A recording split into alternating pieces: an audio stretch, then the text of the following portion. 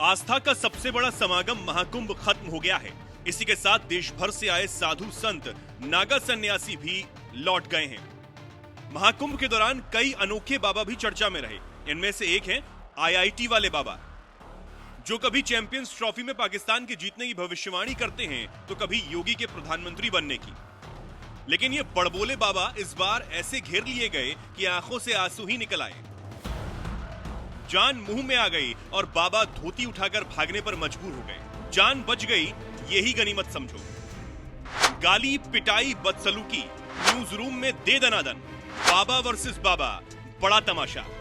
मैं बाबा, नहीं नहीं मैं बाबा।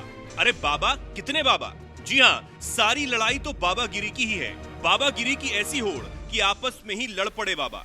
नौबत हाथापाई तक आ गई, डंडे भी चल गए। न्यूज रूम में बाबाओं ने ऐसा तमाशा किया कि अब हर कहीं मजाक का पात्र बनकर रह गए हैं। बाबा वर्सेस बाबा की लड़ाई में आईआईटीएन बाबा भी हत्थे चढ़ गए। आईआईटी बाबा के नाम से फेमस अभय सिंह एक बार फिर चर्चा में आ गए। अभय सिंह नोएडा के एक न्यूज चैनल में डिबेट के लिए पहुंचे थे। बीच डिबेट में ही कुछ धर्मगुरुओं ने उन्हें घेर लिया और जमकर हंगामा हुआ। आरोप है कि धर्मगुरुओं ने आईआईटी बाबा के साथ मारपीट और बदसलूकी भी की और इसके बाद कैमरे बंद कर दिए गए। अपने साथ हुए इस सलूक के बारे में आईआईटी बाबा ने खुद बताया। साथ ही पुलिस थाने में भी शिकायत दर्ज करवाई।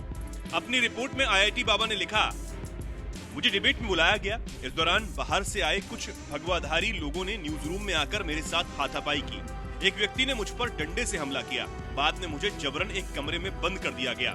किसी तरह से बचकर मैं बाहर निकला हूँ।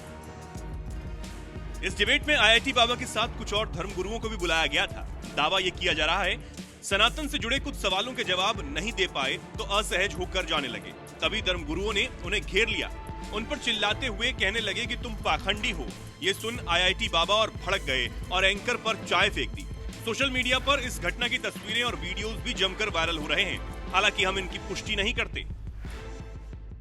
न्यूज रूम में हंगामे के बाद आईआईटीएन बाबा ने नोएडा के सेक्टर 126 थाने में रिपोर्ट दर्ज करवाई और वहीं धरने पर भी बैठ गए। उनकी मांग थी कि मारपीट करने वालों पर तुरंत एक्शन हो। हालांकि बाद में पुलिस ने समझा बुझाकर आईआईटी बाबा को वापस भेज दिया। उधर जिस चैनल के डिबेट में आईआईटी बाबा पिटे, उसकी भी सफाई सामने आ गई है।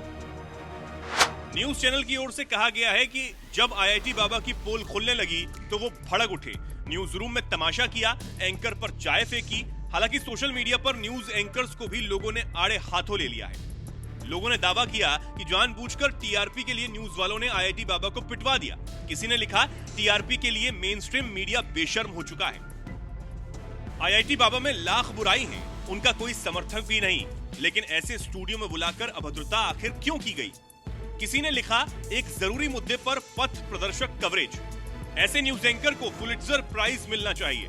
किसी ने कहा, मीडिया ने सनातन और साधु संतों को सर्कस बनाकर रख दिया है। टीआरपी के लिए हद पार कर दी गई। वो दिन दूर नहीं जब टीआरपी के लिए भारतीय मीडिया डार्क कॉमेडी भी करने लगेगी। आम लोगों के साथ साथ राजनेताओं ने भी इस हरकत को शर्मनाक बताया है। शिवसेना यूबीटी की सांसद प्रियंका चतुर्वेदी ने एक्स पोस्ट कर न्यूज चैनल पर निशाना साधा। आईआईटी बॉम्बे से एरोस्पेस इंजीनियरिंग की पढ़ाई करने वाले अभय सिंह महाकुंभ मेले के दौरान इंग्लिश बोलकर चर्चा में आ गए थे। फिर एक के बाद एक उनके कई ऐसे बयान सामने आए कि आईआईटी बाबा ट्रोल होने लगे। वहीं महाकुंभ के दौरान अभय सिंह ने खुद को जूना अखाड़े का संत कहा था। हालांकि अभय सिंह के इस दावे को जूना अखाड़े ने नकार दिया था। जूना अखाड़े की ओर से कहा गया कि अभय सिंह कभी जूना अखाड़े से नहीं जुड़े। बहरहाल आईआईटी बाबा ने बवाल किया या उनसे करवाया गया, ये तो जांच के बाद ही सामने आ पाएगा। लेकिन इस पूरे मामले पर न्यूज चैनल ने भी अपना पूरा योगदान दिया। हंगामे को रोकने की बजाय उस पर फुल कवरेज की। खैर, आपका इस पर क्या कुछ कहना है? कमेंट कर हमें जरूर बताएं।